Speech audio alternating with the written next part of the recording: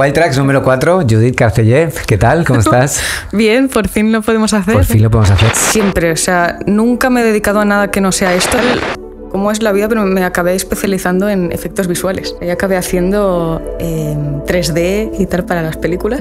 O sea, hay tipos de proyectos que igual lo puede hacer muy bien una IA, realmente. Da un poco de miedo, ¿no? Que te puedan sustituir en ese sentido. 3 años y no sabía que tienes una hermana gemela. Sí. Qué fuerte. Sí, hemos tenido épocas de estar cada día enfadándonos como 6 o 7 veces. Cuando algo deje de gustarme o deje de llenarme, sé que tendré que cambiar el rumbo para otro lado. No sabéis la de problemas técnicos que hemos tenido para ser una productora, pero los hemos solucionado de manera... A veces la tecnología hace cosas raras, ¿verdad? Embrujación. De repente todo va, de repente todo no funciona. Bueno. ¿Quién mejor que tú para hablarnos de cosas técnicas? Judith, para quien no lo conozca, para quien no la conozca, es la montadora de Glassy, una de las montadoras de Glassy. Yo creo que la mayoría de spots, muchísimos spots de los que tenemos ahora mismo en la web y que hemos producido, pues has sido tú la editora, la encargada de la edición. Y bueno, la verdad es que ya son un montón. Cuéntanos, ¿qué tal? ¿Cómo estás? La verdad que muy bien. O sea, es que se me ha pasado como muy rápido porque al final tengo la sensación que entré hace nada y ya hace 3 años. 3 años, o sea, wow. Sí, me acuerdo, desde el principio empecé ya... Creo que empecé con un globo y... El logo africano. Sí, y desde entonces como que, no sé, ha ido todo muy, muy seguido y al final ya, no sé, llevo un montón hechos con vosotros, pero súper bien. O sea, me gusta mucho. Qué bien, qué bien. ¿Cómo nace tu pasión por grabar, por editar, por el audiovisual en general? Vale, pues no te sabría decir, pero es como algo que siempre, o sea, nunca me he dedicado a nada que no sea esto, incluso cuando era pequeña y tal, ya es como lo típico que estás de vacaciones en verano y tal, eres pequeño y en vez de irte a jugar a deporte o lo que sea, ya... Me quedaba en casa con mi hermana pensando, vamos a hacer un videoclip de no sé qué, y hacíamos ahí como el story. Ah, sí, qué guay. Sí, me acuerdo hasta de, yo qué sé, un año probamos, este año vamos a hacer efectos especiales. Y nos poníamos en la playa y comprábamos petardos, los metíamos bajo la arena, entonces hacías como así y petaba, ¿no? Es como, buscabas como formas de crearte tus propios recursos para, bueno, montar nuestras historias así, haciendo vídeos. O sea, que ya desde pequeña, que ya tenías esta rama creativa, ya te nace desde muy pequeña, y llega un momento, me imagino, que en el colegio o cuando vas al cole decides enfocarte en esto. ¿Cómo fue tu formación? Bueno, sí, lo tuve bastante claro desde el principio. O sea, me fui hacia bachillerato artístico, que allí es donde puedes empezar a tocar cosas de audiovisual y tal. Y enseguida me metí ya en la universidad, que pues era de cine y tal. Y no tenía muy claro para dónde quería ir. Sí que siempre me ha gustado mucho el contar historias de alguna forma u otra, pero me cogió en un momento que al final... Cómo es la vida, pero me acabé especializando en efectos visuales. O sea, yo acabé haciendo 3D y tal para las películas, y que es como una rama totalmente diferente, ¿no? Pero bueno, nada, o sea, empecé a trabajar de esto cuando acabé de estudiar la carrera y tal, y me di cuenta que no me gustaba nada, o que igual lo que decías de que puedo aportar muchas cosas técnicas, creo que realmente la parte técnica igual no es mi fuerte, es más la creativa. Entonces, como el 3D es tan técnico, era como un sitio que igual no es mi sitio. Entonces, como sí que redirigí y me fui más para montaje, que igual pues me encaja más. Para quien no esté habituado al medio, a la industria, ¿qué es la edición dentro de todo el proceso de la creación de un spot, de un anuncio o de un vídeo? Bueno, al final es como un puzzle, ¿no? O sea, a ti te dan todas las piezas por separado cuando tú ya has rodado y tienes ahí un montón de material, y es como un poco la tarea de entre tú y el director, que al final el director aporta la idea, ¿no? Y es como quien tiene la visión de cómo va a quedar esa pieza, conseguir sacar las piezas para juntarlas y que quede pues lo más parecido a lo que el director tiene en la cabeza. ¿Qué diferencia una edición? O sea, si lo editara una IA, una máquina, ¿qué diferencia hay entre que la edición la haga una máquina a que lo haga un humano? Pues te diría que depende del proyecto. O sea, hay tipos de proyectos que igual lo puede hacer muy bien una IA, realmente, que es lo que igual da un poco de miedo, ¿no? Que te puedan sustituir en ese sentido, porque hay muchos vídeos que al final hay tantos, y no sé, un vídeo más corporativo o uno más técnico y tal, al final lo que decimos nosotros es más un vídeo plano, que al final eso es lo que consigue hacer la IA ahora bastante bien. Pero, no sé, por ejemplo, en publicidad, o en cine o en otras especialidades en que tienes que contar algo o tienes que emocionar de alguna forma o tienes que crear alguna sensación al espectador, creo que ahí sí que no, de momento al menos, la IA no puede llegar. O sea, el poder escoger, es que esta expresión de esta persona en este momento provoca esto, entonces cojo este momento en concreto, es como que lo piensas de otra forma. Yo creo que un ordenador o una IA de momento eso no lo puedo hacer. La edición de un largometraje o un documental es de una manera porque los planos son muy largos, las duraciones son muy largas, pero cuando editas un spot de 20 segundos, que para rodar un spot de 20 segundos nos estamos un día entero, 12 horas para 20 segundos o más, exacto. ¿Cómo es la edición de una pieza de 20 segundos? ¿O de 10 o de 15? Bueno, vale, como dices tú, al final tienes muchas cosas que has rodado durante todo el día. Al final es como coger la mínima expresión de... O sea, tienes que contar muchísimas cosas en muy poco tiempo. Entonces, cada frame, como si digásemos, como cuenta para que te llegue algo. Y tienes que escogerlos muy bien. O cortarlos muy bien para poder explicar lo máximo en el menor tiempo posible. O sea, que en un spot de 20 segundos la edición de un frame más o un frame menos que hace que a lo mejor ese gesto en la boca o en el ojo o lo que sea cambia, puede contarlo de una manera o de otra, ¿no? Claro, la percepción cambia. O sea, tú como espectador dejas de entender algo que si ese frame no está.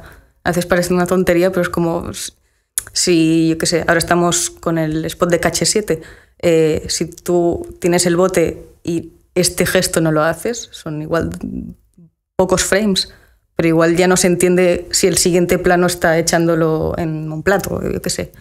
¿Cómo puede ser que haya presentaciones de offline en las que enseñamos el montaje a los clientes, a la agencia, y que duren horas? Yo también quiero saberlo.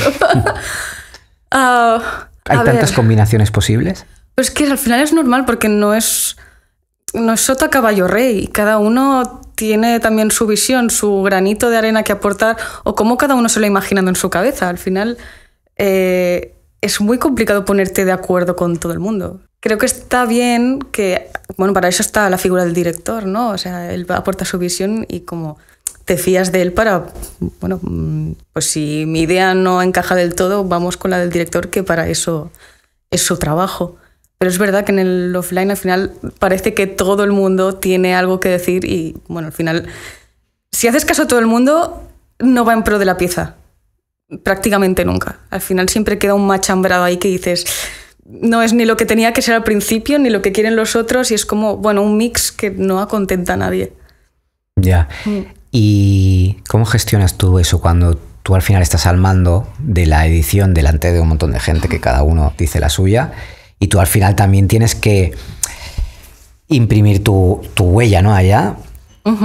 A ver, siempre intento priorizar realmente lo que me dice el director, porque creo que es quien más puede aportar al proyecto. Pero siempre intento proponer cosas. O sea, si estoy con otras personas que me dicen, yo qué sé, es que me falta producto, me falta no sé qué, al final intento entender la idea de lo que me quieren transmitir y cómo pensar yo en qué propuestas, o sea, se puede traducir en tener una pieza mejor, aprovechando pues lo que yo puedo saber de montaje o de lenguaje narrativo y tal, para meterlo ahí. Pero a veces, yo qué sé, hay gente desde fuera que te dice, no, haz esto, pon un corte aquí y le pones este plano aquí, y es como, igual eso queda muy mal. Si me dices la idea de lo que tienes tú en la cabeza, igual yo puedo ver cómo le damos una vuelta para que eso quede bien.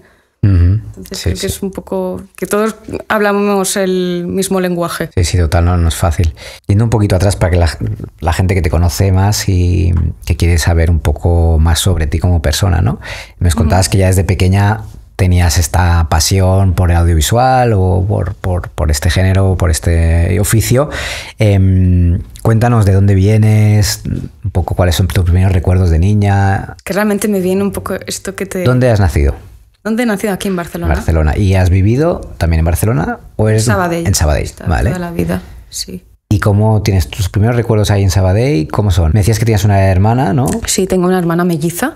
Ah, una hermana melliza. Sí. ¿Sois iguales? No, somos muy diferentes. Pero de físicamente, hecho. ¿los mellizos son iguales, idénticos? No, ¿o son los los gemelos son idénticos. Sí, físicamente. Vale. Sí que es verdad.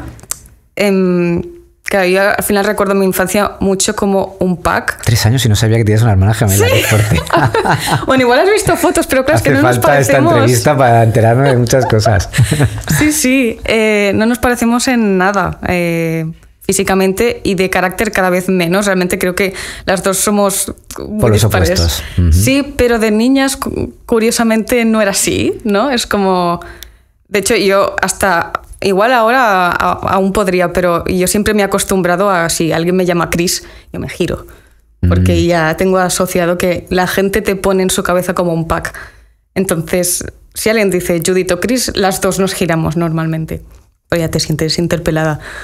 Y sí, o sea, de pequeña es como, sí que me recuerdo de estar con ella en todos lados, al final, porque es una persona, es una realidad diferente, creo que de la mayoría de personas que tiene hermanos o hijo único, porque al final vives la vida con una persona al lado todo el rato.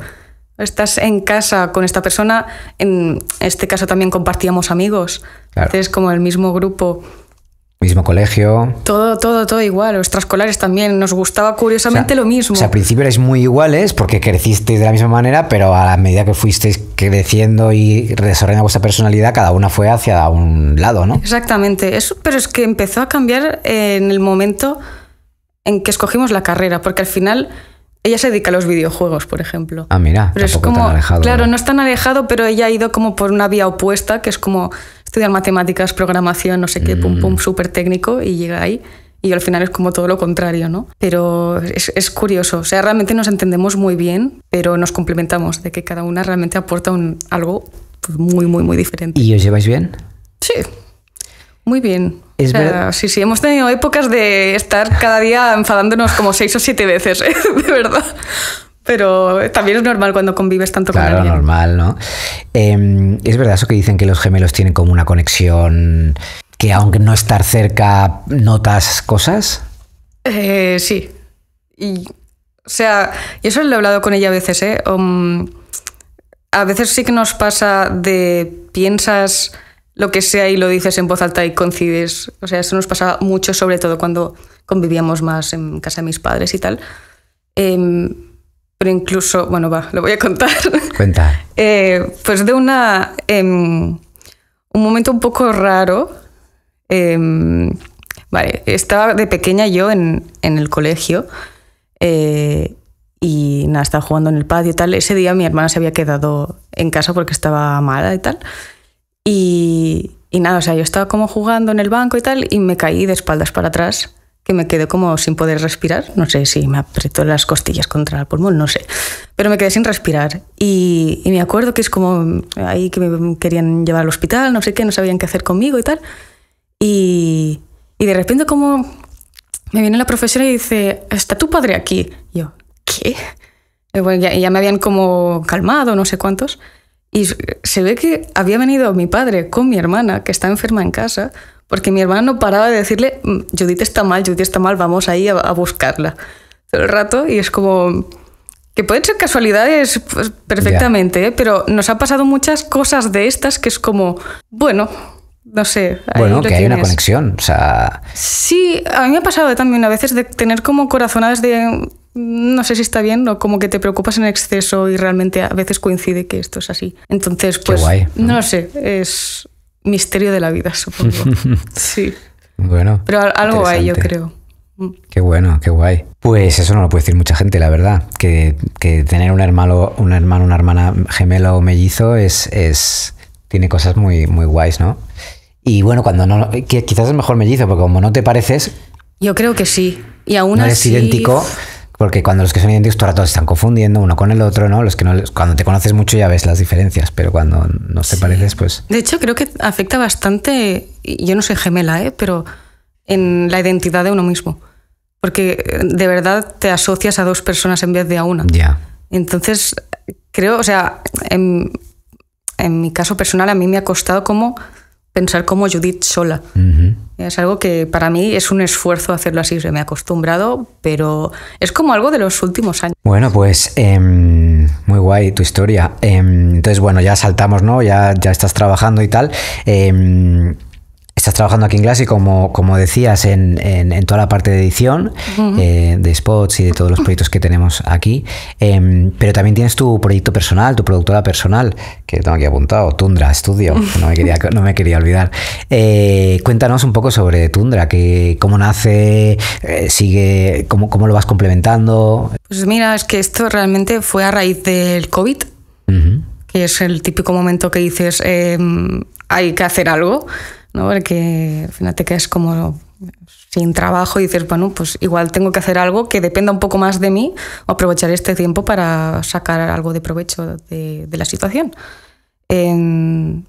Entonces, pues nada, o sea, nos juntamos entre yo y dos personas más, con Julia y con Pera, que bueno, uno es director de foto y la otra chica es directora de arte, y fue como, bueno, pues juntémonos y cuando salgan pues proyectos de producción que al final los tres tenemos experiencia en el sector, pues que sean cosas más pequeñitas o lo que sea, pues vamos a intentar pues crear una marca, una web, no sé qué.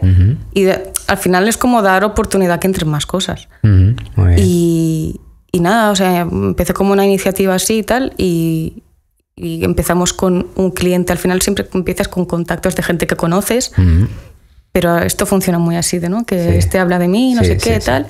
Y al final pues empezamos a hacer videoclips para algunos artistas y nada, nos empezaron a salir también cosas con Ikea, con la marca de udons, así como spots pequeñitos o muchos vídeos para redes y tal. Y al final pues no es algo que tengamos ahí funcionando muy a saco, es como algo que está abierto y pues pueden ir entrando cositas. Porque ahí también, o sea, también tienes tu faceta de directora. Cuéntanos, ¿qué te gusta más? ¿Hacer de directora? ¿Hacer de editora? Es que creo que me gusta contar cosas. Entonces se puede hacer de muchas formas y lo puedes hacer mucho desde realizar, ¿no? De pensar tú una idea y ver cómo la cuentas. Y también lo puedes hacer mucho en edición. Al final, sobre todo hay muchos spots que te dejan como mucha libertad creativa para contarlo de alguna forma diferente. Entonces, cuando puedo realizar, que lo puedo hacer todo desde cero, pues es algo que me motiva mucho a mí. O sea, ponerme ahí pues a pensar como ideas para contar cosas o, si lo haces de esta forma, esto pues es más emocionante así y tal. Y me gusta como implicarme pues con los actores o dirigirles y ver el resultado final al final de lo que has pensado de cero. No sé, o sea, a mí me parece muy, muy guay. Qué bueno. Guay. ¿Cuáles son un poco tus siguientes pasos, tus sueños? ¿Hacia dónde quieres ir? Pues es una buena pregunta. No lo sé, o sea, de momento creo que estoy en buen camino porque, o sea, para mí lo importante es poder hacer cosas de las que yo me sienta orgullosa o que sienta que estoy evolucionando, sentir que estoy haciendo cosas que me gustan, que al final creo que es una suerte que yo pueda decir esto porque no todo el mundo puede trabajar de lo que le gusta y yo, pues, que por A o por B siempre ha sido así. Entonces, seguir el camino de hacer las cosas que me gustan. Cuando algo deje de gustarme o deje de llenarme, sé que tendré que cambiar el rumbo para otro lado. Pero de momento me siento con que estoy donde tengo que estar. Qué guay. ¿Qué le dirías a un chico o una chica que quiere ser editor o montador de spots publicitarios? Que tenga paciencia. Creo que hay muchísimo trabajo de esto, cada vez hay más necesidad de hacer vídeos, porque al final en las redes todo dura nada y menos, es muy efímero, o sea, cuando ya has hecho un vídeo al día siguiente ya tienes que hacer otro para el día siguiente, entonces hay muchísimo trabajo, pero hay muchos editores y creo que está al alcance de todo el mundo. Al final, yo qué sé, si eres médico nadie te va a decir, tú no puedes hacer este trabajo, pero si eres editor es que tú te bajas directamente el DaVinci o el software que sea y ya eres editor. Entonces, quien quiera ser editor creo que tiene que currarse mucho la parte esta, ¿no? Creativa, como de trabajar cuál es tu huella, porque la gente no te va a querer para cortar plano y ponerlo detrás, porque al final esto lo puede hacer todo el mundo. Entonces, sí, trabajar tu estilo, que es lo que te va a hacer que la gente se acuerde de ti y te busquen a ti y no al de al lado. Ahora hablabas de software, ¿no? Para también el que está empezando o incluso el que ya lleva tiempo en esto, ¿qué software, qué manera de edición recomendarías? ¿Qué herramientas recomiendas? Mucha gente va a decir que no, pero yo es que me encanta el DaVinci. Me encanta el DaVinci porque, o sea, empezó siendo un software de color solo, muy bueno, pero solo hacía color. Y desde un tiempo hacia aquí es como que lo han convertido en muchos módulos de... ya me saldrá. Bueno, tiene muchos módulos diferentes para editar, para hacer incluso efectos, para hacer unos exports, hacer los formatos, todo esto en un solo software. Entonces te facilita un montón el trabajo, puedes aprender de muchos campos diferentes al mismo tiempo y puedes trabajar con mucha gente también. O sea, en Glassy también lo hacemos. Tenemos colaboradores fuera, ¿no? El colorista, por ejemplo. O sea, yo acabo la edición. Igual el colorista se mete en mi proyecto y yo no tengo que hacer nada y pues vuelves al día siguiente como si dijésemos y ya tienes coloreado eso. Entonces creo que facilita muchos workflows, lo hace muy cómodo para trabajar, sobre todo si son proyectos grandes. O sea, creo que es el futuro, seguro. Qué guay. Hablando del futuro, todo el mundo habla de la IA y mucha gente nos dice, os va a quitar el trabajo. La gente de otros sectores, no sé qué. No creo. No lo creo. Creo que va a quitar muchos trabajos muy, muy, muy técnicos o muy mecánicos, pero es que la mayoría de trabajos en los que igual sí que va a cambiar, que se van a valorar mucho más los trabajos que no son técnicos, yo creo, o los que tienes que realmente meter tú mucha cabeza, porque la IA no la tiene, bueno, al menos de momento. Al final nunca sabes qué es lo que va a pasar o cómo va a evolucionar, pero... O sea, ¿crees que los avances tecnológicos que estamos viviendo ayudan o perjudican al montador? Yo creo que van a ayudar. O sea, van a quitar trabajo, porque es verdad que tú o sea, yo lo he visto esto, con 2 botones puedes tener montado un vídeo sin ningún criterio, pero puedes tener montado y yo sé que esto pues va a evolucionar y pues puedes hacerlo de alguna forma así muy rápido. Pero creo que no es suficiente. O sea, de verdad creo que no nos va a quitar el trabajo. ¿Alguna anécdota que recuerdes de tu tiempo aquí en Glassy? Divertida, curiosa, ahora que nadie nos escucha. A ver. Ya sea del equipo, de algún cliente, de alguna reunión surrealista, de algún offline infinito, de... Mira, es que, a ver, no sé algo concreto, pero sí que me suena recordar, y eso sé que lo he hablado aquí con Rubén y compañía, que también le ha pasado, de a veces estás tan obcecado en un proyecto, lo has visto tantas veces, y estás con las personas responsables del proyecto detrás, mirando la pantalla con los cambios que estás haciendo, y a veces te piden como un cambio. Tú no haces nada, literalmente, porque o no te ha dado tiempo, o le has dado el botón que no es, o lo que sea, y luego miran la pantalla y dicen, ¡ah, perfecto! Es como, no puede ser, es que, claro, no tiene ningún sentido. Al final te ves como que estás haciendo cambios que nadie los ve, o sea, solo es por el hecho de hacer cambios. Al final es como un bucle que no tiene fin.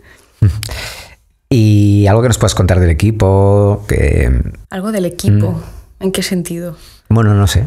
No, si no, o sea, es que algo que quieras compartir del resto del equipo, del... cotilleo o algo así. Bueno, por ejemplo. Que os portáis bien, es que... Que Rubén trae a su perra. Sí, no, ya la perra de Rubén es ya una más de... Nos cuenta sus historias. O que... Ay, no se me ocurre. Bueno, no pasa nada. Te hago otra pregunta. ¿Qué 3 consejos le darías a un montador? 3 consejos. Bueno, lo que decía al principio, que tenga paciencia con las personas con las que trabajas, porque al final son las personas que te van a dar curro otra vez. Tienes como que el don de gentes o de hablar bien con la gente es muy importante, aunque parece que no tenga que ver con ser editor. El otro es no centrarse solo en lo técnico, porque como decíamos con la IA, creo que lo creativo va a tener también bastante valor y cada vez más si va avanzando la IA. Y realmente que curre mucho, porque cualquier curro al final es una buena oportunidad, o puede ser una buena oportunidad. O sea, no estoy diciendo que cojas todos los curros, pero ahí es donde aprendes, sobre todo si estás empezando a hacer muchas cosas para ver también dónde eres bueno, qué cosas te gustan y pues de ahí sacar también tu estilo propio. Uh-huh. Y ya para acabar, si tuvieras un altavoz, pero anónimo, le pudieras decir algo, un mensaje a tus clientes, con la gente con la que interactúas, que te gustaría cambiar, que fueran más sensibles en eso, esas cosas que a veces en el trabajo te llevan por el peor camino o te frustran más, ¿qué le dirías? ¿Qué cambiarías? Vale, mira, creo que diría en general que se dejaran aconsejar, porque es lo que comentábamos antes, al final nadie quiere tener un machambrado de ideas de un montón de gente que al final no lleva a ningún sitio. Al final contratas a alguien porque confías en esa persona, porque hace algo, lo que sea, mejor que tú, entonces por eso le contratas. Y creo que cada persona hace algo mejor que la otra. Entonces, si somos capaces, ¿no?, de todo lo que hace cada persona un poco mejor, juntarlo, eso va a tener siempre mucho más valor que si es como, no, es que yo porque lo digo, esto tiene que ir aquí. Yo entiendo que, yo qué sé, los clientes tienen muy claro que eso, un spot es para vender. Entonces, entiendo, pues es que el producto tiene que salir sí o sí. Obviamente, estas cosas se entienden, pero cuando llegas ya a cosas como quítame un frame de aquí o no sé, ya se pierde un poco la esencia de lo que estás haciendo y tú lo que quieres realmente es que eso tenga una esencia, un estilo, que cuente algo, que te remueva un poco, porque no queremos hacer piezas que sean igual a la anterior, porque lo que quieres es impactar a la gente. Uh-huh. Entonces, creo que sería guay, pues no sé, estar un poco desde la humildad todos para, pues no sé, percibir las cosas buenas de los otros. Pues nada, un placer escuchar tu historia y tus consejos, que seguro que han ido muy bien para mucha gente. Y nada, gracias. Igualmente, gracias.